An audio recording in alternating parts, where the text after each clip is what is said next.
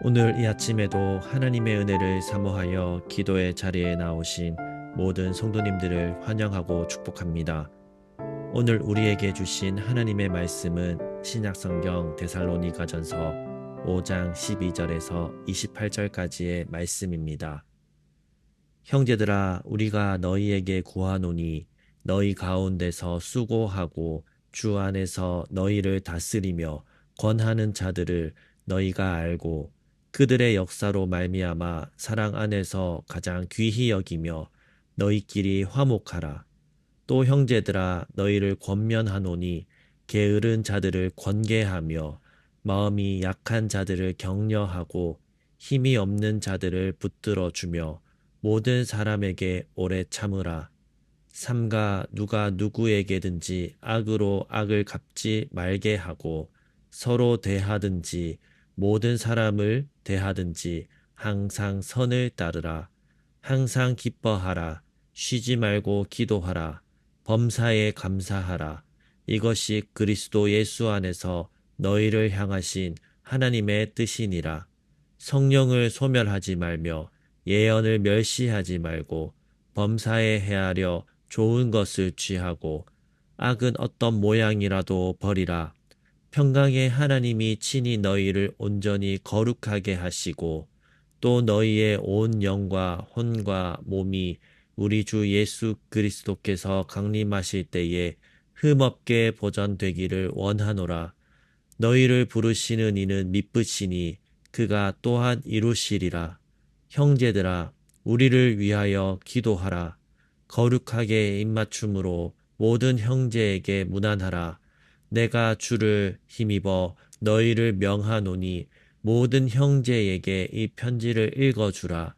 우리 주 예수 그리스도의 은혜가 너희에게 있을지어다. 아멘. 주 안에 사랑하는 성도 여러분, 바울이 데살로니가 교회를 떠나던 순간을 잠시 떠올려 봅시다.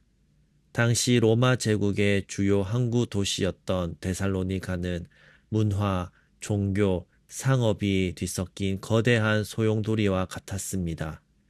헬라 철학과 로마의 황제 숭배, 그리고 온갖 신들이 난무하는 도시 한가운데서 이제 막 복음을 받아들인 작은 공동체가 세워졌습니다.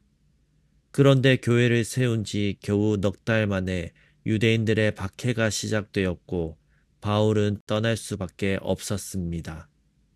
바울의 마음은 얼마나 무거웠을까요?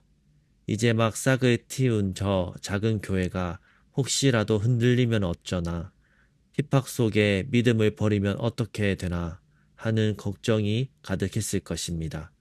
하지만 기적처럼 디모데가 전해온 소식은 달랐습니다. 그들은 여전히 믿음을 굳건히 지켰고 박해를 피해 달아난 바울을 원망하기는커녕 오히려 사랑과 존중으로 기억하고 있었습니다. 오늘 우리가 읽은 말씀은 바울이 흔들림 없이 깨어있는 공동체로 서도록 돕기 위해 쓴 편지의 핵심입니다. 이 말씀은 2000년 전 데살로니가 교회뿐 아니라 폭풍 같은 세상 속에서 주님 오실 날을 기다리는 성도를 향한 하나님의 분명한 권면이기도 합니다. 바울은 먼저 공동체의 질서에 대해 이야기합니다. 너희 가운데서 수고하며 주 안에서 너희를 다스리며 권하는 자들을 너희가 알아주며 사랑 안에서 그들의 역사를 귀히 여기라. 너희끼리 화목하라. 데살로니가 교회는 이제 막 시작한 공동체였습니다. 지도자들의 신앙 연륜도 길지 않았고 그들이 가르치는 복음의 내용도 낯설었을 것입니다. 그런데 바울은 그들을 존중하라고 당부합니다. 왜냐하면 교회가 공동체로서 건강하게 서기 위해서는 하나님께서 세우신 영적 권위와 질서를 인정하고 존중하는 일이 반드시 필요하기 때문입니다. 때로 우리는 지도자의 부족함을 볼 때가 있습니다. 저분보다 내가 더 믿음이 좋은 것 같은데 하는 마음이 들 수도 있습니다. 그러나 바울은 그들의 수고와 헌신을 보라고 권면합니다.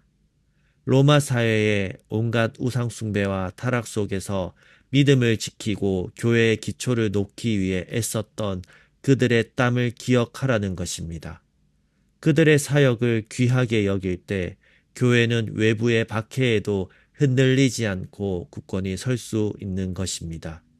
또한 바울은 악으로 악을 갚지 말고 항상 선을 따르라고 말합니다. 이것은 가정이나 교회 안에서 일어나는 갈등에도 적용되는 원리입니다. 누군가 나에게 상처를 주었을 때 똑같이 되갚아주고 싶은 마음이 들 수 있습니다. 그러나 그리스도의 공동체는 복수와 경쟁이 아닌 용서와 화해 그리고 사랑으로 움직여야 하는 것입니다.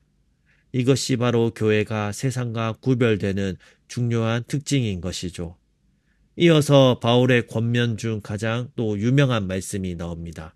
항상 기뻐하라, 쉬지 말고 기도하라, 범사에 감사하라. 성도 여러분, 이것은 과연 가능한 명령일까요?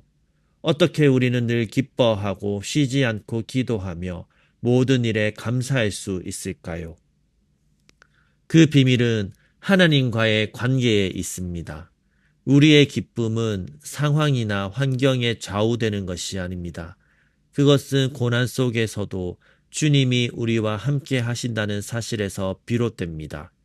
예수님을 믿고 구원받은 것, 하나님이 나의 아버지가 되신 것, 그리고 영원한 천국이 약속된 것, 이 사실이야말로 어떤 상황 속에서도 변치 않는 기쁨의 근원이 되는 것입니다. 기도 또한 관계의 가장 자연스러운 표현입니다. 기도는 단순히 무릎을 꿇고 소리내어 말하는 시간이 아니라 하나님과의 끊임없는 대화입니다.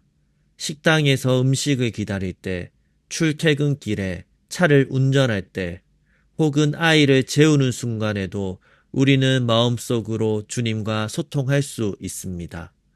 마치 사랑하는 사람과 계속해서 메시지를 주고받듯 우리는 영적으로 주님과 연결되어 살아갈 수 있습니다. 그것이 바로 쉬지 말고 기도하라는 말씀의 의미인 것입니다. 그리고 감사는 단지 좋은 일이 있을 때만 하는 감정적 반응이 아닙니다. 감사는 삶의 모든 순간이 하나님의 주권 아래 있음을 믿고 신뢰하는 신앙의 태도입니다. 바울은 감옥에서도 기쁨과 감사를 잃지 않았습니다. 왜냐하면 하나님께서 그의 고난까지도 합력하여 선을 이루실 것을 굳게 믿었기 때문입니다. 바울은 이어서 이렇게 경고합니다. 성령을 소멸하지 말며 예언을 멸시하지 말고 범사에 헤아려 좋은 것을 취하고 악은 어떤 모양이라도 버리라. 데살로니가 교회 안에는 방언이나 예언 같은 다양한 은사가 나타났습니다. 하지만 그로 인해 혼란도 있었습니다. 어떤 이들은 성령의 역사를 두려워했고 어떤 이들은 무분별하게 받아들였습니다. 바울은 이 두 가지 극단을 모두 경계합니다. 성령의 역사를 무시하지도 말고 그렇다고 분별 없이 모든 것을 받아들이지도 말라는 것입니다. 오늘날 우리 교회도 마찬가지입니다. 성령께서 주시는 영감과 감동을 무시하고 이성적인 논리만 내세우면 교회는 메마른 종교 조직이 될 수 있습니다. 그러나 분별 없는 열정만 내세우면 공동체는 혼란에 빠지고 비성경적인 가르침에 미혹될 수 있습니다.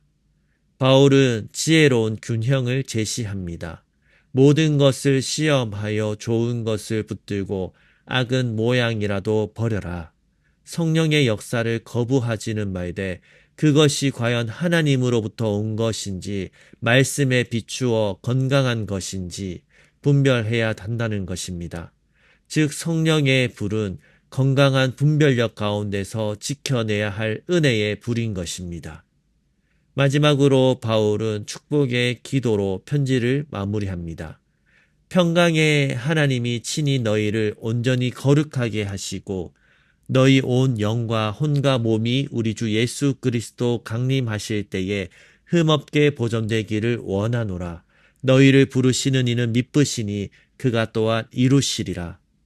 성도 여러분, 이 말씀은 우리의 구원과 믿음의 완성이 우리의 노력으로만 이루어지는 것이 아님을 분명히 보여줍니다.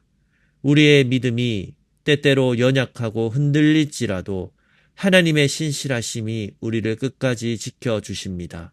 주님 다시 오실 그날까지 우리의 영과 혼과 몸을 온전히 거룩하게 보존해 주실 것입니다. 우리는 흔히 믿음의 성장을 위해 스스로를 채찍질하려고 노력해야 한다고 생각합니다. 물론 우리의 헌신과 노력도 매우 중요하지만 우리의 연약함을 아시는 하나님께서 우리를 포기하지 않으시고 끝까지 붙들어 주신다는 사실이 가장 중요합니다. 이 말씀은 우리에게 큰 위로와 용기를 주는 것이죠.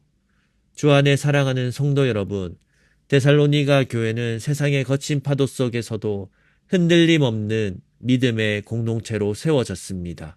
그리고 바울은 그들을 향해 서로 존중하고 항상 기뻐하며 쉬지 말고 기도하고 범사에 감사하며 성령의 불을 꺼뜨리지 않고 하나님의 신실하심 가운데 보존되는 삶을 권면했습니다. 오늘 우리 사김의 교회가 바로 그러한 공동체가 되기를 소망합니다. 세상은 여전히 혼란스럽고 교회는 수많은 도전에 직면하지만 우리가 함께 존중하고 함께 기도하며 함께 감사할 때 하나님께서 우리를 주님의 다시 오심 앞에 흠없이 세워주실 것입니다. 함께 기도하겠습니다. 사랑과 은혜의 하나님, 우리 사김의 교회를 은혜의 공동체로 세워주시니 감사합니다. 서로 존중하며 항상 기뻐하고 쉬지 말고 기도하며 범사에 감사하는 교회가 되게 하옵소서. 성령의 불을 꺼뜨리지 않고 주님의 신실하심을 의지하며 주께서 다시 오실 그날까지 깨어 믿음을 지키는 공동체로 살게 하옵소서. 그리고 우리 개인의 기도 제목을 놓고 우리의 가정과 다음 세대 자녀들, 청년들을 위해 기도해 주십시오. 또한 사김의 교회 2학기 사역과 다가오는 특별 새벽 부흥회를 통해 하나님께서 큰 은혜 주시기를 기도해 주시기 바랍니다. 마지막으로 나라와 민족과 온 열방에 하나님 나라가 세워지기를 한마음과 한뜻으로 기도하며 나아가시겠습니다. 함께 기도하시겠습니다.